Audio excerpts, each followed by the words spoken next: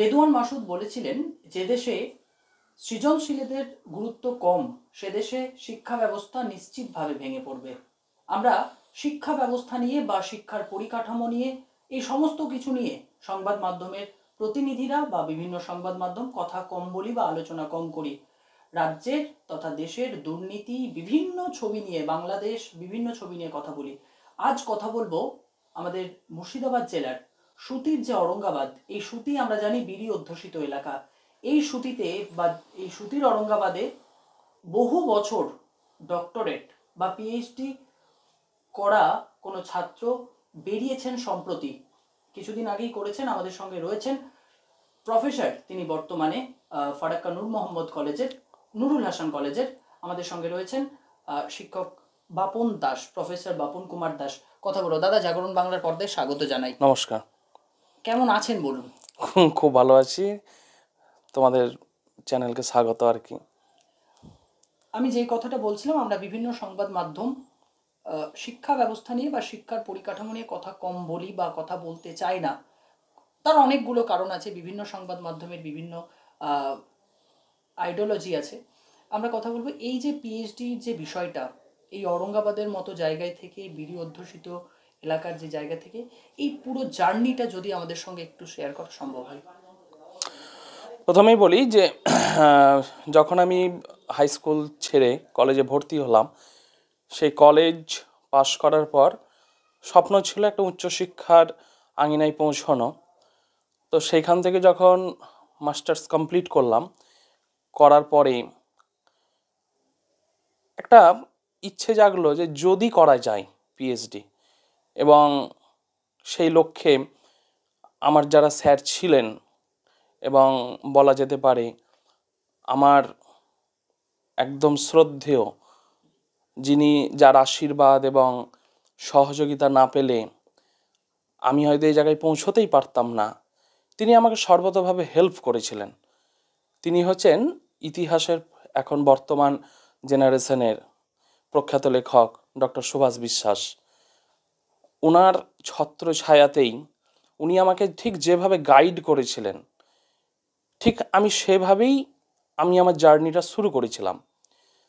প্রথম অবস্থাতে পিএইচডি কি, তখন দুটো, এখন এমফিল যদিও বন্ধ হয়ে গেল, তখন লক্ষ্য ছিল যে এমফিল অথবা পিএইচডি যদি একটা কিছু পেতে পারি। কারণ আমাদের আজ থেকে প্রায় 10-12 বছর আগের ঘটনা, সেই সময় আমাদের এই ঔরঙ্গাবাদ এলাকার সাথে কলকাতার যে একটা সংযোগ, সেটা অনেকটাই পিছিয়ে ছিল। সেই সময় আমি খুব চ্যালেঞ্জ নিয়ে এই জার্নিটা শুরু করেছিলাম।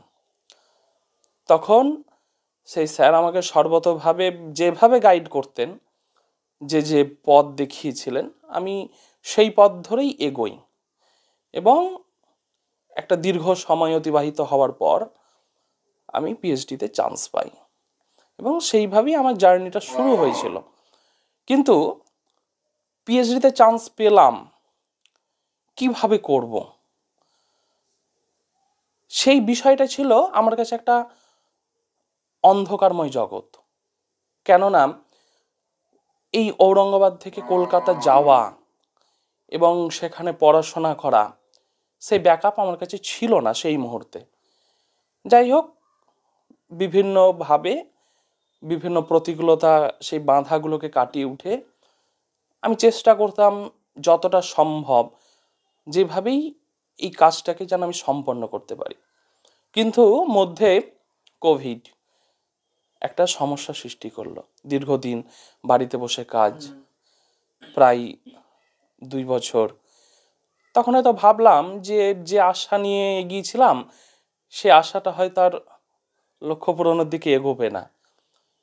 যাই হোক, সেই কোভিডের সমস্যাও মিটলো, আবার নতুন উদ্যমে পথ চলা শুরু করলাম।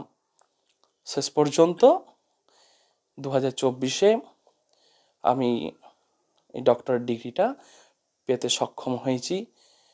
তবে যাই হোক, এই পিএইচডি পাওয়া বা শুধু পিএইচডি নয়, যে কোনো একটা স্বপ্নকে বাস্তবায়িত করতে হলে নিজের মনোবল, অদম্য ইচ্ছা পারিবারিক একটা সাপোর্ট, সেই সাথে বিভিন্ন গুরুজন বা শিক্ষাগুরু যারা থাকবেন তাদের সহযোগিতা ছাড়া এই জার্নি কখনোই সম্ভব হতে পারে না। তো যাই হোক, প্রথম দিকে আমার বিভিন্ন রকম সমস্যা এসেছিল, সেই প্রতিকূলতাগুলোকে চেষ্টা করেছি কতটা সুন্দরভাবে সলভ করা যায়, সেইভাবেই এগিয়েছি আর কি, তারই ফল। আপনি বললেন 2019 সালের আগে সম্ভবত যাত্রাটা শুরু হয়, তারপর অবশ্যই, হ্যাঁ, পিরিয়ড 17তে আমার পড়ে যায়। যাত্রা শুরু হয়েছিল 2017 সাল থেকে। কিন্তু আমি অ্যাকচুয়ালি পিএইচডি নেওয়ার স্বপ্নটা দেখতে শুরু করেছিলাম 2015 থেকেই। কারণ তার একটা পূর্ব প্রস্তুতি থাকে, আমি কিভাবে এগোবো, কি কাজ করব, এই একটা প্ল্যান পরিকল্পনা থাকে। তারপর পিএইচডি করব বললেই তো হলো না, একটা বিজ্ঞপ্তি বেরোনোর থাকে, প্রসেসিং থাকে, সে সব কিছু করতে 2 বছর অতিক্রান্ত হয়েছিল। আপনি ইতিহাসের প্রফেসর, ইতিহাসে পিএইচডি কমপ্লিট করলেন। ইতিহাস একটা কঠিন সাবজেক্ট বলে ছাত্রছাত্রীরা মনে করে। এই পুরো যে ইতিহাসের ওপর পিএইচডি করা, তারপরে আপনি কলেজে রেগুলার যাওয়া, কলেজে ছাত্রছাত্রীদের গাইড করা, বাড়িতে বা যে কোনো জায়গায় আপনি প্রাইভেট পড়ান, কোচিং সেন্টার রয়েছে, ছাত্রছাত্রীরা রয়েছে, এই পুরো অধ্যাবসায়নটা কিভাবে করতেন? এইটা ছিল আমার একটা পুরোটা রুটিন মাফিক। কারণ পুরো অরঙ্গাবাদবাসী জানে আমি সেই সময় 2012 থেকে শুরু করে কোভিডের আগে পর্যন্ত আমার একটা নিয়মিত চর্চা ছিল, নেশা, পেশা ঠিক বলা যাবে না, নেশা ছিল যে বৃহৎ সংখ্যক ছেলে মেয়েদের চ্যালেঞ্জ নিয়ে কিভাবে হোক একটা ভালো রেজাল্ট করিয়ে আমাকে বের করবো না। অনেক ছেলে মেয়ে এরকম উদাহরণ তো আছে যারা আমার তত্ত্বাবধানে বা আমার সহযোগিতাতে অনেক ভালো রেজাল্ট করতে সক্ষম হয়েছিল। যদি আমি সেটাকে পেশা হিসেবে না, তাহলে আমার মধ্যে একটা ক্লান্তি থাকতো, কিন্তু না, সেটা আমার নেশা ছিল। এবং এখনও আমি বিভিন্ন সময় সারাদিনের ব্যস্ত শিডিউলের পরেও আমি কিন্তু একটা নির্দিষ্ট সময় আমার রয়েছে যেটা আমি এখনো পর্যন্ত নিয়মিত স্টাডি করি। কারণ স্টাডি যদি ঠিকঠাক না হয় তাহলে আমি নিজেকে আপডেট রাখতে পারবো না। আমি যদি ভাবি যে একটা সময় আমি ডিগ্রি পেয়ে গেলাম, আর কি প্রয়োজন আছে আমি আর পড়বো, আমি যদি সেখানেই যদি থামিয়ে দিই, নিয়মিত যে বিষয়গত জ্ঞান বা জ্ঞানের যে গভীরতাগুলো বাড়ছে, নতুন নতুন জিনিস আমাদের সামনে উঠে আসছে, সেগুলো জানা সম্ভব নয়। আর যতক্ষণ না জানতে পারবো ততক্ষণ আমি ছেলে মেয়েদের কাছে সে বিষয়গুলোকে সুন্দরভাবে উপস্থাপন করতেও পারবো না। তাই এই পেশার সাথে নেশা, এই বিষয়টাকে আমি একসাথে মিশিয়ে সেইভাবে ব্যস্ততার মধ্য দিয়েই আমি একদম নিয়ম মাফিক, আমার একটা সুন্দর রুটিন ছিল, সেইভাবে আমি এগিয়েছি। আমি একটা প্রশ্ন যদি আপনাকে করি, সেটা হচ্ছে, একটা রুটিন মাফিক এগিয়েছেন বললেন, সেক্ষেত্রে কতক্ষণ এই সময়টা, মানে শিক্ষাক্ষেত্রে সর্বাধিক উপাধি হচ্ছে পিএইচডি, সেক্ষেত্রে কতক্ষণ আপনি দেখুন, অধ্যবসান ব্যাপারটা করতেন? হচ্ছে এই, এটা তো স্কুল কলেজের সেই নির্দিষ্ট সিলেবাস ভিত্তিক পড়া নয় যে আমাকে 1 বছরের মধ্যে সিলেবাসটা শেষ করতে হবে। হ্যাঁ, অবশ্যই একটা নির্দিষ্ট সময়সীমা রয়েছে যে সময়ের মধ্যে আমাকে অ্যাওয়ার্ড পাওয়ার জন্য একটা আমার গবেষণাপত্র জমা করতে হয়, সেটা অবশ্যই থাকে। কিন্তু এটা কখনো হয়তো দেখা গেছে যে আমি দিনে 10 থেকে 12 ঘন্টা নিজের কাজ করেছি, আবার কখনো ব্যস্ততার শিডিউলে হয়তো 2 দিন হয়ওনি, কিন্তু সেই চর্চার মধ্যে নিজেকে নিয়োজিত রেখেছি। হয়তো সেই ব্যস্ততার মধ্যে মানে আমার যে নির্দিষ্ট যে পড়াশোনা, সেই পড়াশোনাটা হয়তো অন্যভাবে হয়েছে, হয়তো আমি কোনো ফিল্ড সার্ভে করেছি, সেটা আমার একটা পড়াশোনার মধ্যে থেকেছে, কিন্তু ছিল, মানে সেইটা ওইভাবে অ্যাকিউরেট বলা সম্ভব নয় যে আমি কিভাবে কতক্ষণ করেছি। কারণ ঠিক যতক্ষণ আমি সময় পেয়েছি বা যতক্ষণ সময় দেওয়া প্রয়োজন, আমি চেষ্টা করেছি ঠিক ততটাই সময় দেওয়ার। আমার এই প্রতিবেদন, আপনাকে নিয়ে প্রতিবেদন বানানোর একটা উদ্দেশ্য হচ্ছে ছাত্রছাত্রীদের মোটিভেট করা, আপনার সম্পর্কে ছাত্রছাত্রীদের জানানো। সেক্ষেত্রে ছাত্রছাত্রীরা কিভাবে নিজেকে তৈরি করবে বা কিভাবে তাদের অধ্যবসান চালাবে, যদি একটু গাইড করেন। অবশ্যই বর্তমান যুগ তো হচ্ছে একটা চূড়ান্ত কম্পিটিশন, কারণ এখানে প্রত্যেকটা পদে পদে একটা প্রতিযোগিতার লড়াই রয়েছে। তো সেই জায়গা থেকে চেষ্টা করতে হবে যে শুধু মাত্র সিলেবাস ভিত্তিক পড়া নয়, তার বাইরেও একটা বিস্তর জ্ঞান লাভের জন্য পাঠ্যপুস্তকের উপর বা যে কোনো টেক্সচুয়াল বুকের উপর একটু জোর দেওয়া।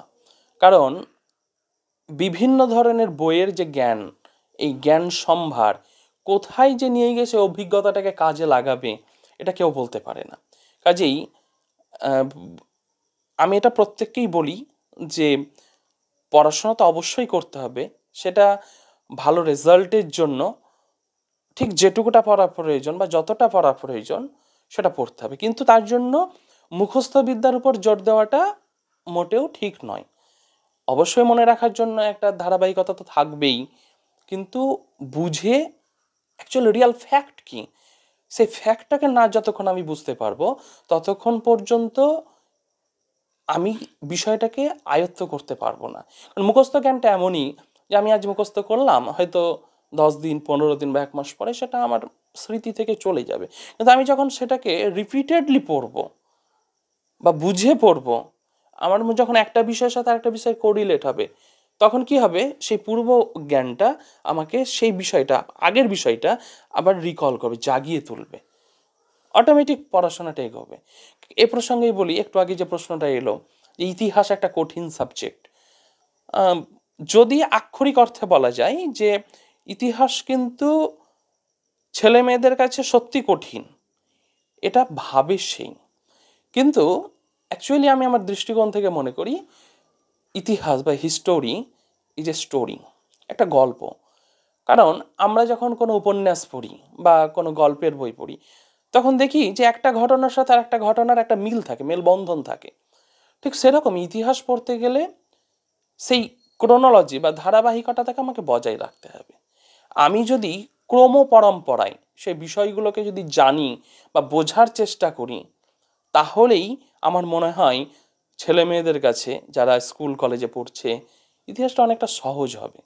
কারণ স্কুল কলেজে যে সিলেবাস, সেই সিলেবাসটা এখন অনেকটাই মডিফাইড সিলেবাস। আগের ইতিহাসের মতো এখন, আগে ইতিহাস মানে আমাদের সময় জেনারেশনে যেটা ছিল, ইতিহাস মানে একটা বিশাল বড় নোট লিখতে হয়, অত কি করে মুখস্থ করব বা লিখব, কিন্তু এখন তো সেই বিষয়টা নেই। ইতিহাস এখন অনেকটাই সহজ এবং রিয়াল ফ্যাক্ট, এবং যদি আমরা সেই ইতিহাসের বিষয়বস্তু বা ঘটনাকে যদি আমরা আয়ত্ত করতে পারি বা বুঝতে পারি, তাহলেই আমার মনে হয় ইতিহাসটা একটা সহজ সরল বস্তুতে পরিণত হবে। আর এখন তো একটা অবশ্যই আছে, কোশ্চেনের মান কমেছে, প্রশ্নের উত্তরের সাইজ কমে গেছে, কাজেই ইতিহাসটা আর এখন ইতিহাস নেই। কারণ আগের এক সময় ইতিহাসে নম্বর উঠতো না, কিন্তু এখন তো ইতিহাসে অনেক বেশি নম্বর উঠছে, যার জন্যই সম্ভব। কাজেই আমি মনে করি কোনো সাবজেক্টই খারাপ নয়, প্রত্যেকটা সাবজেক্টই ভালো, বাট একটা ইন্টারেস্ট রাখতে হবে। হ্যাঁ, আগ্রহ নিয়ে পড়াশোনা করতে হবে, সে সাবজেক্টের প্রতি ভালোবাসা জন্মাতে হবে, সেই ভালোবাসা থেকেই একটা নতুন সে দিগন্ত উদ্ধার করতে পারবি। এইটা কেন হচ্ছে? আপনি দীর্ঘদিনের শিক্ষক, নাম্বার আগে যা ছিল সেই তুলনায় নাম্বার বাড়ছে না, ছাত্রছাত্রীদের, বা তোলা সম্ভব, বেশি তোলা সম্ভব অবশ্যই হচ্ছে, কারণটা হচ্ছে এটা কেন হচ্ছে? কোশ্চেন প্যাটার্ন পরিবর্তন ঘটেছে না। আগে তো এই 1 2 এই প্যাটার্নটা ছিল না। আগে 5 10 15 20 বিভিন্ন ক্লাসে বিভিন্ন রকমের, এখন তো সেই প্রশ্নের মান, যে নম্বর বিভাজন, সেটা তো অনেক স্প্লিট হয়েছে। কাজেই সেই জায়গা থেকেই যে টু দ্য পয়েন্ট যদি অ্যান্সার লেখা যায়, অবশ্যই নাম্বার তোলা সহজ হয়ে গেছে। অনেকটাই সহজ। আমরা দেখছি ঘন ঘন যে ছবিটা উঠে আসছে আমাদের রাজ্যের ক্ষেত্রে, চাকরি হচ্ছে আবার চাকরি যাচ্ছে, কোথাও দুর্নীতি, কোথাও নানান অভিযোগ, কোথাও টাকা দিয়ে চাকরি, একাধিক অভিযোগ। এক্ষেত্রে আপনার মতামত বা আপনার অভিমত চাইবো যে কি বলবেন এই বিষয়টা নিয়ে? এই বিষয়টা খুবই একটা চ্যালেঞ্জিং ম্যাটার, কারণ এগুলো বিষয় বলে অযথা বিতর্ক বাড়িয়ে লাভ নেই। কারণ এগুলো মানে ছাত্রছাত্রীরা আশাহত হচ্ছে না, যারা ধরুন সত্যি সত্যি পড়াশোনা করে চাকরি পেয়েছেন তাদের? যদি বলা যায় সব চাকরির ক্ষেত্রে কিন্তু এই সমস্যাটা নেই, শুধুমাত্র শিক্ষাগত লাইন ছাড়া। এর বাইরেও তো বছর বছর কিন্তু অন্যান্য চাকরিতে একটা রিক্রুটমেন্ট হচ্ছেই, তাই না? তো হয়তো আমাদের বাঙালি সমাজ একটা সময়ের পর শিক্ষকতাকে একটা ভালো পেশা হিসেবে বেছে নিয়েছিল বা ভালোবেসেছিল যে আমাকে শিক্ষক হতে হবে। অবশ্যই স্বপ্নটা ভালো, কিন্তু পরিস্থিতি যদি বাধ্য না করে তাহলে আমাকে তার বিকল্প তো একটা কিছু ভাবতেই হবে, তাই না? সেই জায়গা থেকে হয়তো এটা খুব শীঘ্রই একটা সলিউশন তো আসবেই, আশা করাই যেতে পারে। সেক্ষেত্রে রাজ্য রাজনীতি নিয়ে বা দেশের রাজনীতি নিয়ে যদি একটা প্রশ্ন করতেই হয়, সেটা হচ্ছে যে আহ, কেউ বলছেন যে মুর্শিদাবাদে আহ, বাবরি মসজিদ হবেন, কেউ বলছে যে রাম মন্দির হবে, কেউ কিন্তু বলছে না যে নালন্দা বিশ্ববিদ্যালয়ের মতো একটি বিশ্ববিদ্যালয় হবে। একজন শিক্ষক হিসেবে কি বলবেন বা কি চাইবেন? অ্যাকচুয়ালি বলতে গেলে বিষয়টা শিক্ষানুরাগী লোকের একটা বড় দরকার। কারণ আমি পড়াশোনা করলাম, ডিগ্রি অর্জন করলাম, কিন্তু চেষ্টা রাখতে হবে সেই শিক্ষার আলোটা সরকারি উদ্যোগের বাইরেও যদি কোনোভাবে বেসরকারি উদ্যোগ বা সহযোগিতা নিয়ে যদি ছড়িয়ে দেওয়া যায়, হুম তাহলে আমার মনে হয় যে হয়তো আগামীতে হতেই পারে, না হওয়ার কিছু নেই। কারণ আমি যদি পশ্চিমবঙ্গের যদি দেখি, গুটি কয়েক হাতে গোনা হয়তো 2-3টে বা 4টে প্রাইভেট ইউনিভার্সিটি রয়েছে, কিন্তু পশ্চিমবঙ্গের বাইরের রাজ্যগুলোতে যদি দেখি রয়েছে উচ্চশিক্ষার আঙিনা অনেক রয়েছে বেসরকারি উদ্যোগে। হয়তো আগামী দিনে আশা করা যেতেই পারে যে কিছু একটা বেটার হতেই পারে, কারণ এখন তো সব কিছুতেই বেসরকারিকরণ ঘটছে। সেই জায়গা থেকে যে হবে না এটা বলা যায় না, একটা সম্ভাবনা থেকেই যায় হওয়ার। তবে যেহেতু শিক্ষা বিষয়টা খুব গুরুত্বপূর্ণ একটা বিষয়, কারণ শিক্ষার বাস্তবায়ন যদি না ঘটে তাহলে কোনো দেশ বা জাতির উন্নতি হতে পারে না। যে চেষ্টা রাখতে হবে যে শিক্ষাটাকে সর্বসাধারণের মধ্যে যাতে সর্বতোভাবে যতটা সহজভাবে পৌঁছে দেওয়া সম্ভব হয়। মানে রাজনীতিতে যারা আজকে ক্ষমতায় রয়েছেন তাদের মধ্যে কিছু মানুষ যদি একটু শিক্ষিত দেখুন, তাহলে, রাজনীতির সঙ্গে শিক্ষাকে মেলালে আমার মনে না হয় পার্সেন্ট গুলো যদি একটু শিক্ষিত না, সেটা সেই জায়গায়। সেটা আলাদা বিষয়, সেটা তাদের ব্যক্তিগত অভিমত, হুম। এটা ম্যান টু ম্যান ভ্যারি করে।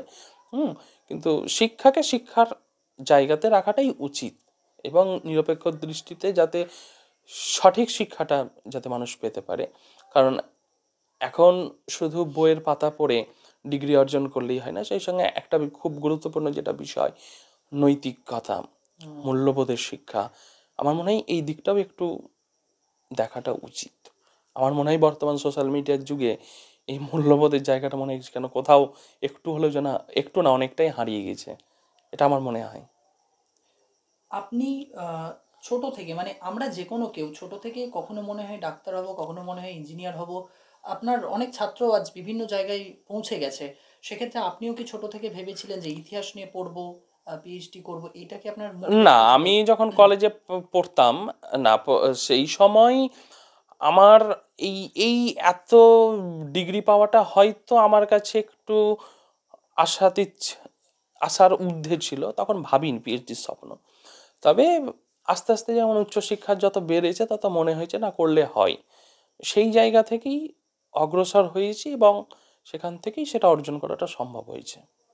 আপনার পরিবেশে বা আপনি হুম। যে পরিবেশ থেকে মানুষ হয়েছেন, বড় হয়েছেন, সেই পরিবেশ থেকে কতটা কঠিন বলে মনে হয়েছে আপনার? কখনো মনে হয়েছে যে কঠিন অবশ্যই পরিস্থিতি? এটা একটা চ্যালেঞ্জিং ম্যাটার ছিল, কারণ সেই সময়ের যে স- অবস্থান বা পারিপার্শ্বিক যে অবস্থা বা পারিবারিক যে জায়গা, সেই জায়গা থেকে যদি আমি পুরোপুরি ডিরেক্ট পিএইচডির স্বপ্ন দেখতাম সেটা হয়তো বাস্তবায়িত হতো না।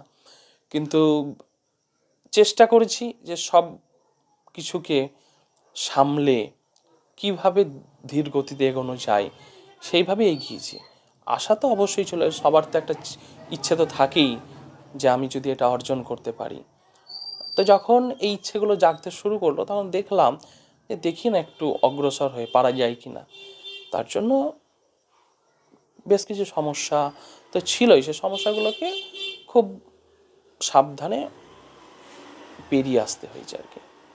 আহ, বর্তমান যারা ছাত্রছাত্রী রয়েছে তাদের আহ, বইয়ের যে পড়াশোনা, অর্থাৎ আহ, বই থেকে যে পড়ার যে ভাবনাটা প্রায় আমরা কমে গেছে, বা বিষয়টা কমে গেছে। আমরা দেখতে পাচ্ছি মোবাইলের ওপর একটা ঝোঁক বাড়ছে, বা সোশ্যাল মিডিয়ার প্রতি একটা ঝোঁক বাড়ছে, মোবাইলের পিডিএফ থেকে পড়ার একটা ঝোঁক বাড়ছে।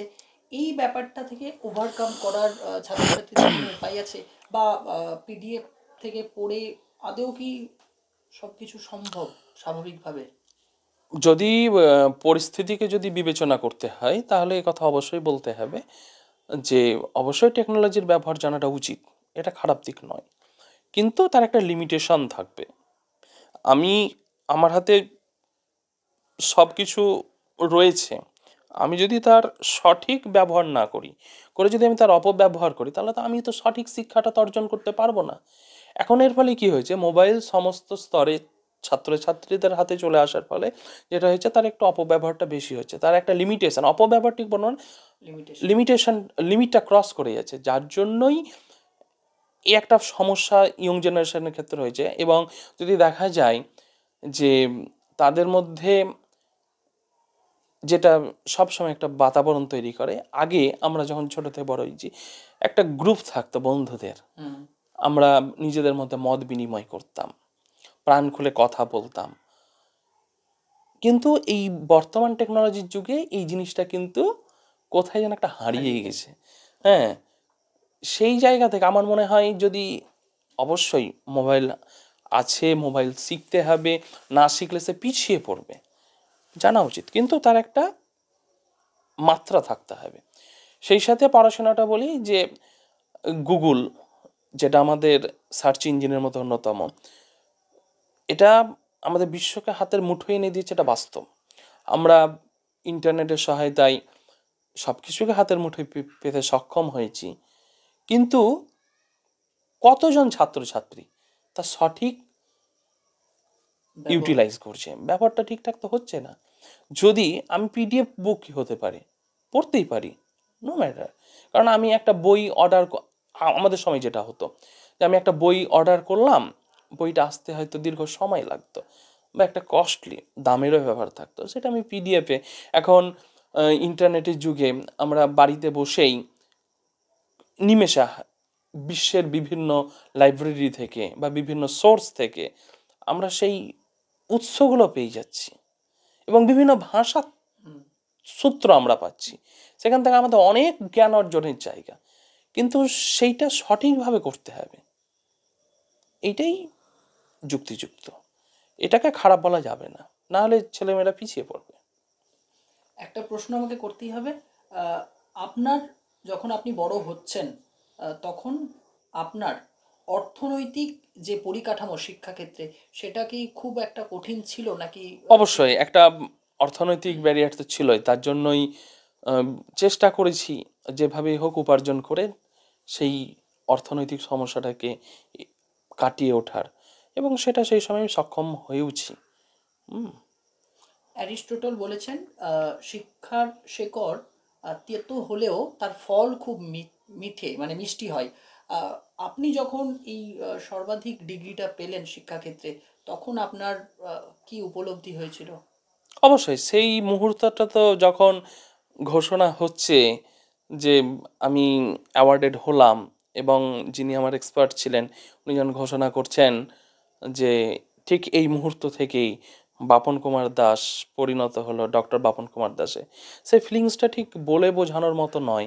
একটা অন্যরকম উপলব্ধি যে দীর্ঘ সাধনার যে ফল, দীর্ঘ পরিশ্রমের যে ফল, সেইটা যে রূপান্তরিত হচ্ছে, ঠিক আছে, সেই ফলটা ঠিকঠাক আমি পেলাম, সেটা অবশ্যই একটা অন্যরকম ফিলিংস তো ছিলই। সব শেষে প্রশ্ন, আমরা বিভিন্ন সময় বিভিন্ন জনের কাছ থেকে বার্তা নিই যে আপনি কি বার্তা দেবেন সমাজের উদ্দেশ্যে। আপনার কাছেও ঠিক একই প্রশ্ন, একজন শিক্ষাবিদ, শিক্ষক, গবেষক হিসেবে সমাজের উদ্দেশ্যে কি বলবেন?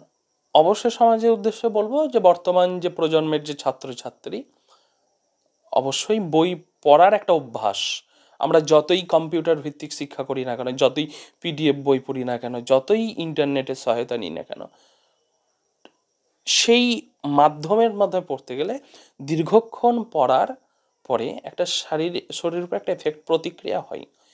তো সেইটা থেকে যদি ছেলে মেয়েরা নির্দিষ্ট সিলেবাস বা পাঠ্যপুস্তক বা যে শিক্ষার্থী যে কোর্স করছে তার বাইরেও যদি সময় পায় বাস্তবকে জানা এবং বোঝার জন্য, বিভিন্ন নীতিমূলক বা মূল্যবোধের শিক্ষামূলক যদি বইগুলো তারা পড়ে, আমার মনে হয় সমাজ অনেকটাই এগিয়ে যাবে, এবং এইভাবেই এগোনোটা সম্ভব।